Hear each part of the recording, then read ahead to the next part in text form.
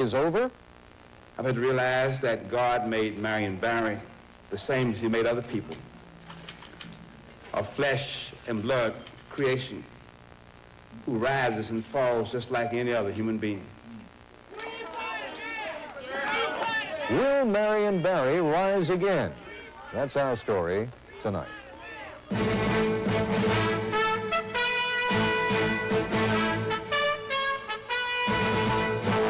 This is ABC News Nightline.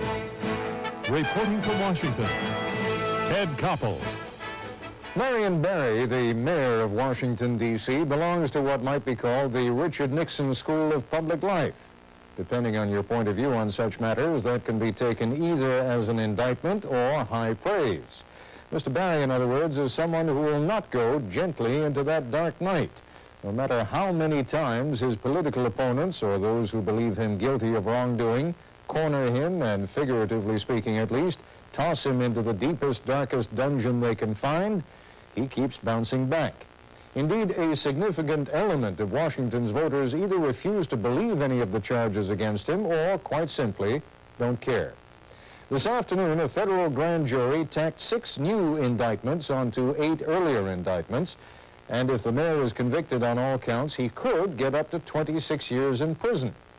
But as Nightline correspondent Jeff Greenfield reports, Marion Barry is just as likely to be re-elected to a 4th term next November as he is to end up in jail. Question: how can a politician who finds himself in this position, D.C. Mayor Marion Barry has been arrested on drug charges, also find himself in this position?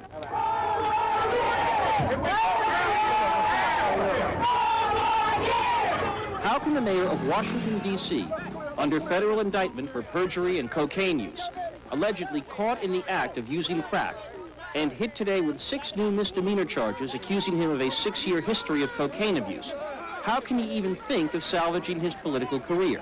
For one thing, even after today's announcement, Mayor Barry still has a core of followers whose support is apparently unwavering. I don't think anybody else can do a better job. He's done a lot of good for the city. For another, there's Marion Barry's sheer will to survive.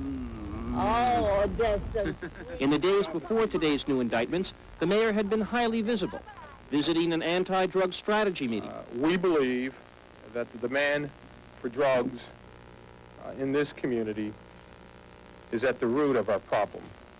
Popping up at candidates' forums, although he has still not announced whether he will seek a 4th term, proclaiming his populist intentions.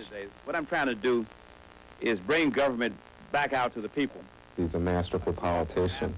He enjoys politics maybe more than anything else. I think that he wants to stay alive as a politician or as a political shaker and mover. But this profile in survival is not unique to Marion Barry. In fact, it's a familiar part of the American political landscape. The outsider, the champion of the dispossessed, who retains much of his political base even in the face of seemingly impossible obstacles. We're a democratic state in Louisiana. When Huey Long ruled Louisiana 60 years ago, as governor and then as senator, the more they called him a crook and a demagogue, the more his poor white rural followers loved him. James Michael Curley was elected mayor of Boston in 1945 while under indictment for mail fraud. He served 5 months in a federal prison, then returned to serve out his term.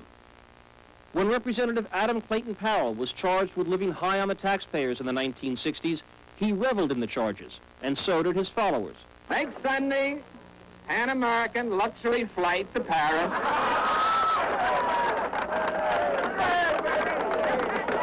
Paid for by Congress. First class all the way down. 54-year-old Marion Barry is the classic political outsider turned power broker. A civil rights activist from his student days, a crusader for home rule in the Capitol, insurgent member of the school board and then city council, Barry won the mayor's chair 12 years ago by courting white businesses while proclaiming a program of empowerment for those at the bottom. That is still how his supporters see him. Regardless of what anybody say, I think you're doing a fine job for our people. Thank you. And I hope you get in again. Well, let's take some calls. Let's talk with Arthur. You're on WRC. Yes, I'd vote for the mayor. He still has my vote until he's proven guilty. There is also, of course, the issue of race. But there's not equal justice when it comes to black and white. In a city that is three-quarters black, where whites hold much of the economic and media power, racial politics are almost inevitable. For some, Barry's troubles stem from simple or complex racism. There's no question about the fact that we at the NAACP across the past few years have felt that there has been undue emphasis on harassing black elected officials. Indeed, at a recent meeting of America's black mayors, held after Barry's arrest and indictment, the mayor was greeted as something of a hero. Other critics, however, argue that the whole idea of Mayor Barry as a champion of the poor is ludicrous. They point to the district's record in crime, schools, housing, and health, problems they say that dwarf issues of drug use or petty graft. Those things are trivial. They just don't even get on the map compared to the problems that most people in Washington face every day. There's the total breakdown of city services. The school system doesn't teach kids, and it's filled with people who don't teach them at all. They're just administrator heavy. There's the unbelievable murder problem. And you look at the ambulances, you look at any of the social services, the foster care system, anything, the jails, who really is affected by that? Poor people, black people, and those are the ones that have really had to bear the brunt of the Barry years. For Barry's followers, however, who according to polls number about 25 to 30% of the city's population, these very problems make the case for Barry's re-election. They are the ills they believe he can best fight. People are tired, poor, and they like a fighter. And Mr. Barry has exemplified the strength that a lot of people see. And this has made him, I think, tougher, smarter, and we see him as a very real and human person. And he's able to fight for the rights of most of us. On June 4th, Mayor Barry is scheduled to go on trial, where he'll face 14 counts of perjury, conspiracy, and illegal drug use. On September 11th, if he chooses, Mayor Barry will face the voters of Washington in a primary. If sheer determination and survival instincts matter at all, it would be foolhardy to count the mayor out of either one of those fights. I'm Jeff Greenfield for Nightline. When we come back, we'll talk with three seasoned observers who've watched Marion Barry operate as an effective politician through the years. Wesley Pruden, managing editor of the Washington Times. Alvin Thornton, a political scientist at Washington's Howard University. And Mayor David Humes of Hayti Heights, Missouri, a board member of the National Conference of Black Mayors. This is ABC News Nightline, brought to you by Enterprise Rent-A-Car.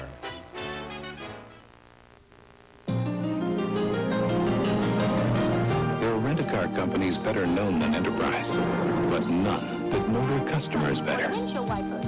That's 200 Rogers Road, right? Great. Call us. We'll come pick you up. Drop the car off, we'll drop you home. Because at Enterprise, we don't just care about the distance our cars go. May I help you? But the distance our people go.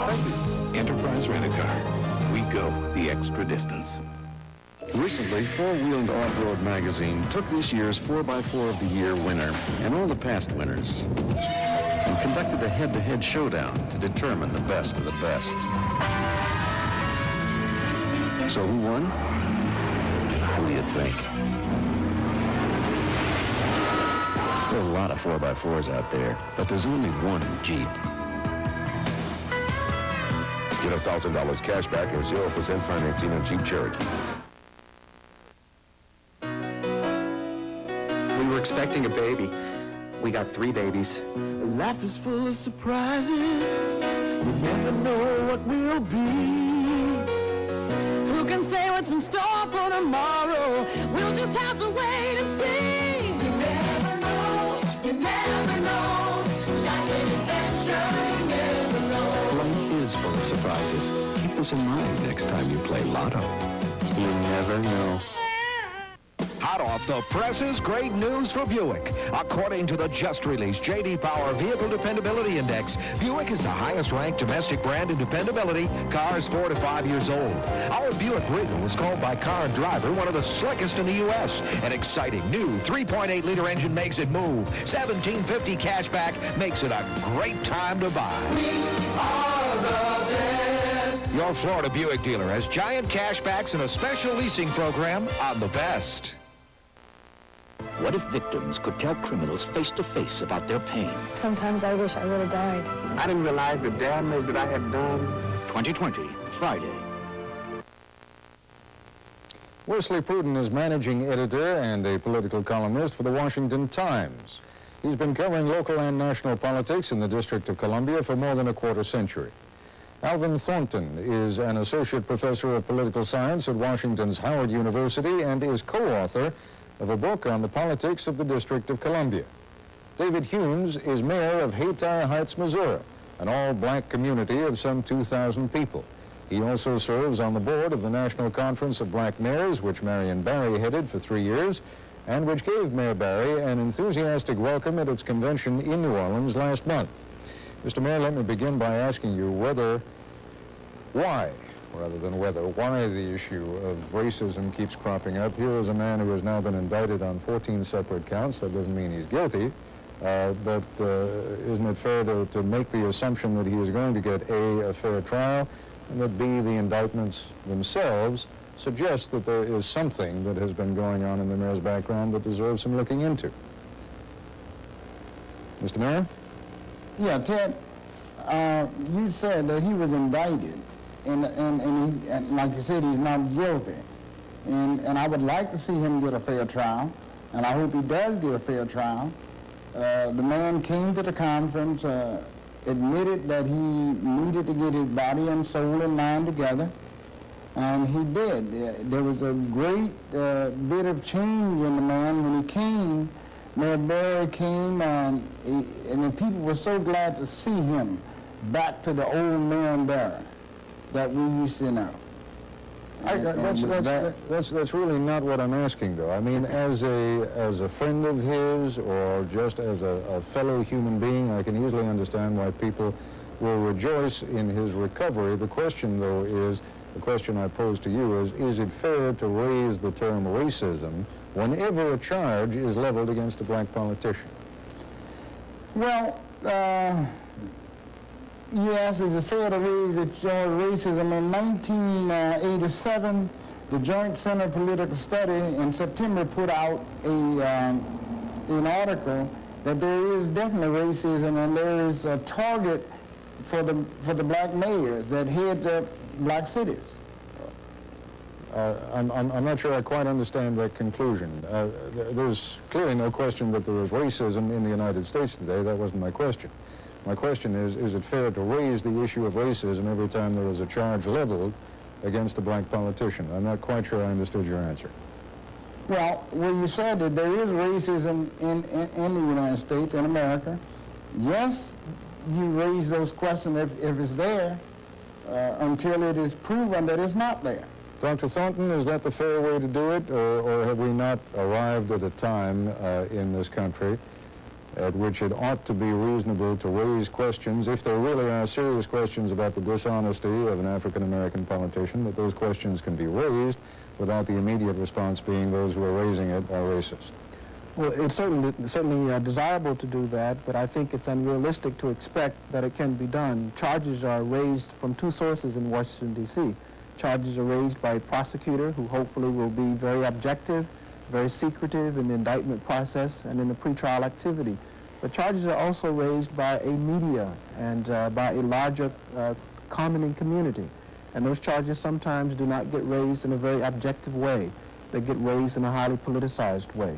So I think that, and when you have a prosecutor that is in fact, quote unquote, non-indigenous to the city, appointed by essentially, in this instance, a Republican president, the prosecutor is white, that you get suspicions. I'm not one who believes necessarily that every time a charge is lodged against a black politician that it is a racist charge. But obviously you can understand, I would imagine, why people might think, given the history of our country and the politics of Washington, D.C., that some of the charges might have some racial basis. Mr. Pruden, when Dr. Thornton talks about the white media in this city, he is talking about you, he is talking about me. What is it about the coverage, if indeed you feel there any embarrassment about it, what is it about the coverage that you think we need to feel concerned about? I'm not embarrassed about our coverage at all. And I don't think that it's a fair charge against the media generally in Washington. The Washington media has raised these questions by interviewing mostly black Washingtonians. Some of the best reporting that we've done has been done by black reporters. I think what has happened here is that Marion Barry was elected first at the end of an era when politicians could get by with just about anything. We're in a different era now when politicians, black and white, are looked at much more closely. Dr. Martin Luther King said he dreamed of a day when men would be judged not by the color of their skin, but by the content of their character. And Mr. Barry comes along at a time, perhaps to his bad fortune, that he's being judged by the content of his character. Judged, certainly, as both Dr. Thornton and Mayor Humes have said, certainly judged quite harshly by the media in this city, but certainly not as harshly by a significant percentage of the population of this city. To what do you attribute that? There's no question that that's true. Unfortunately, Washington, D.C. is a city that is racially polarized right now. Black and white have a mistrust of each other. Mr. Barry, to my mind, plays racial politics very skillfully. He reminds me of some of the Southern politicians. He reminds me particularly of Orville Faubus. He grew up in Memphis at a time when Faubus was the king of Arkansas, and he suggests, like Barry, like Faubus, they suggest more than they actually say. And like Faubus, like the early George Wallace, like Ross Barnett, Mississippi, those men were never charged with the similar charges that Barry is, but there was a time when you could not have beaten their supporters off with a stick. And I think there is an irreducible minimum that Mr. Barry has. And he's bumping at about 20% in the polls now, perhaps a little higher than that. There's no question that that's interesting, Mr. Pruden, that you would compare him to three white racist Southern governors. We'll see what Dr. Thornton and Mayor Humes have to say about that when we come back. We'll continue our discussion in a moment. At Ford, we've anticipated the needs of a changing world by completely rethinking the way we make small cars, working to reduce our margin of error to zero. And in creating a new process, we created the new Ford Escort, designed and built to rival the best small cars in the world. Introducing the next Ford Escort, a new line of thought, a new line of cars. Have you driven a Ford lately? Gonna be there a day early. Good morning, it's me. Yeah, how's Mama doing? She okay? Yes! It's already happening. People calling long distance with 1 free month of U.S. Sprint. The market isn't open till coast to coast a bit. Call 1-800-877-4000 now and get Sprint Plus. Get 1 free month and lower rates than AT&T. This is one offer that seems to be catching on. If you're in a hurry, then you ought to know. Jiffy's on the way to wherever you go. There, your milk in the morning, a midnight snack. A quick and easy way to shop, but Jiffy makes it fast. What's the coldest drink in town? The 24-ounce Icy in a collector's baseball cup, just 59 cents at Jiffy. 32 ounces of Gatorade and Gatorade Light are just $1.29. And don't forget to play Gatorade's Instant Win sweepstakes. Convenience when you need it, your happy Jiffy food stores. International House of Pancakes announces 2 delicious deep-sea dinner deals. Your choice of our 21 shrimp dinner with 21 succulent shrimp, or our fish and shrimp dinner, tender filleted fish and luscious shrimp. 2 shrimp dinners worth going off the deep end for. Now at International House of Pancakes. 21 shrimp dinner or fish and shrimp dinner, only $3.99. You won't believe some of the great food we've got cooking for you tomorrow on Eyewitness News Live at 5. Oh, Steve, could you pass me the spoon, please? That's why I've been asking you to send me your favorite recipes. 5 have been selected, and I'm going to help those lucky viewers make them live in their kitchens. There's nothing like good home cooking.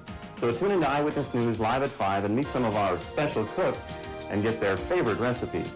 Oh, could you cut the mushrooms for me? More mushrooms? Well, tomorrow, following the Oprah Winfrey Show.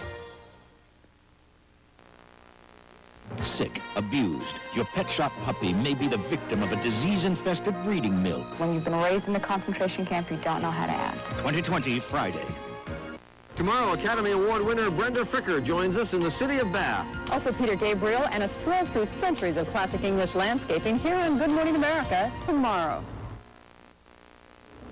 Mayor Humes, Mr. Pruden drew a comparison between the kind of support that Marion Barry is getting here in Washington and the kind of support that George Wallace and Ross Barnett and Orville Forbes used to get in Arkansas, Mississippi, and Alabama.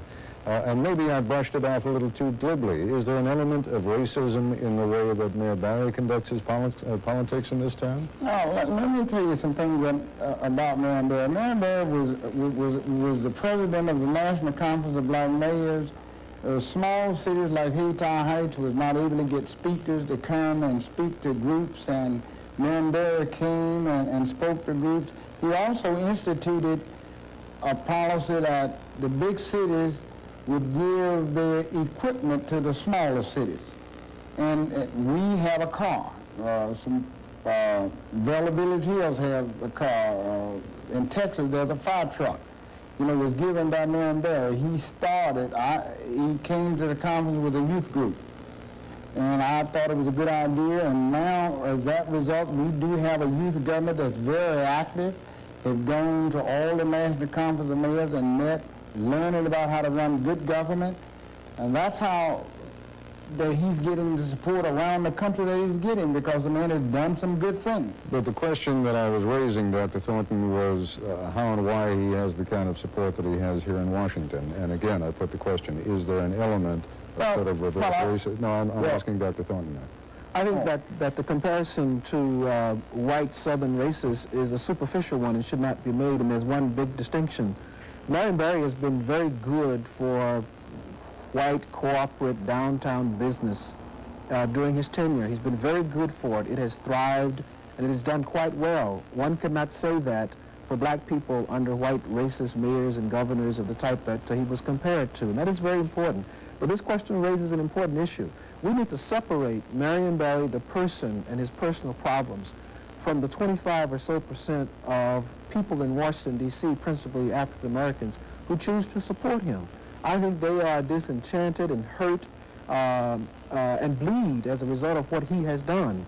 But I think we need to hear what they're saying to us. They're saying that they want redistribution of life opportunities, that they want jobs for their kids, that they want better housing, that they want a rhetoric of progress, and they want people to oppose what they consider to be vested power in Washington, D.C. And is it that they are saying that Marion Barry, in their perception, is the only man, at least among those people running, who can do it for them? Well, I think they're saying this, and this is the challenge to his opponents, you see. It's not Marion Barry's problem exclusively. It is the challenge to Sharon Pratt Dixon and Dave Clark and the others who are running to show that they can, in fact, articulate a message of hope and desire and the redistribution of life chances. And when they do that, I think you'll see an even greater slippage in the support for the mayor. At this point, that perception is not there. Mr. Pruden, if you had to put money on it, and if you were a betting man, would you think that the mayor is, assuming that he is not sent to jail, would you think that the mayor is going to be reelected in this city, and why? If he is not convicted, and remember that he only has to get one juror who can hang the jury, whereas the district attorney has to get 12.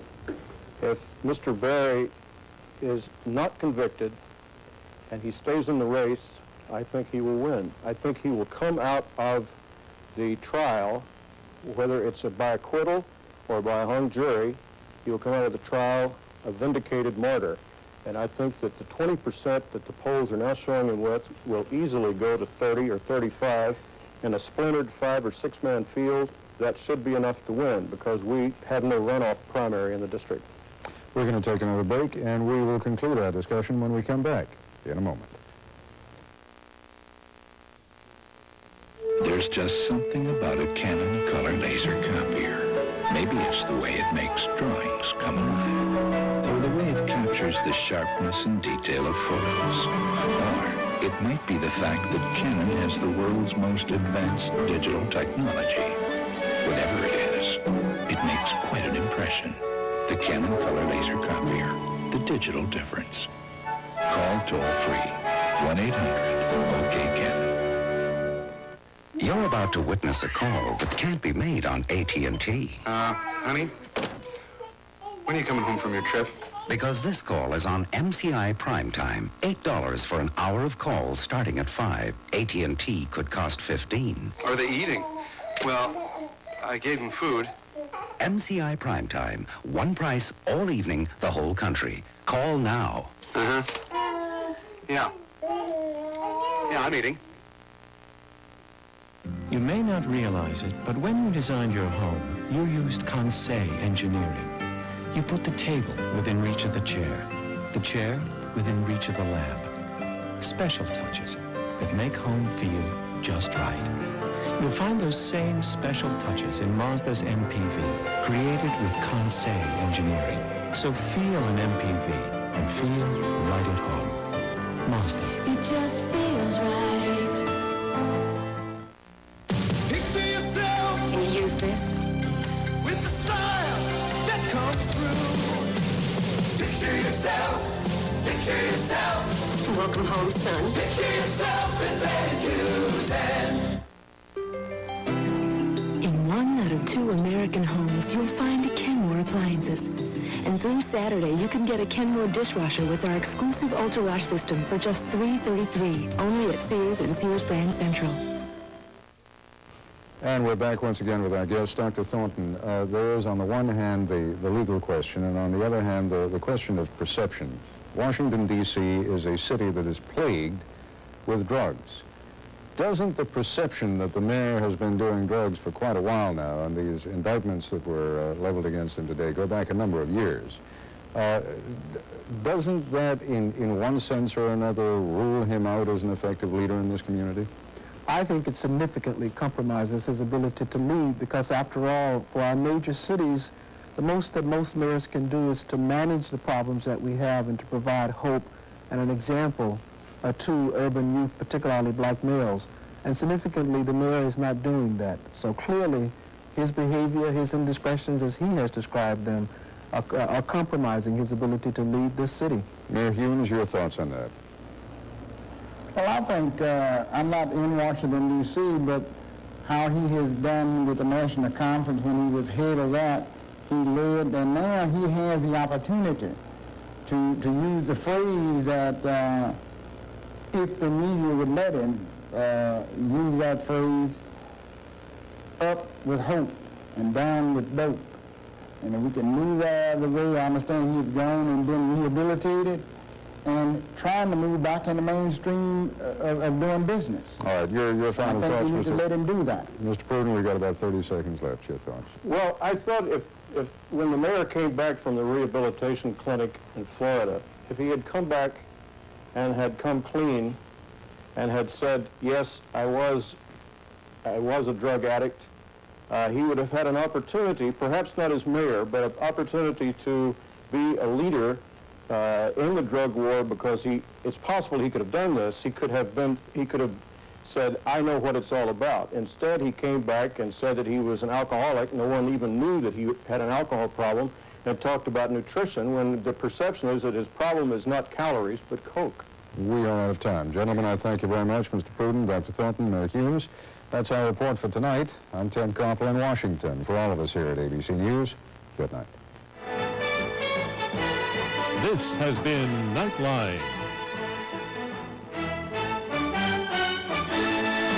This has been a presentation of ABC News, where more Americans get their news than from any other source. Hot off the presses, great news for Buick. According to the just released J.D.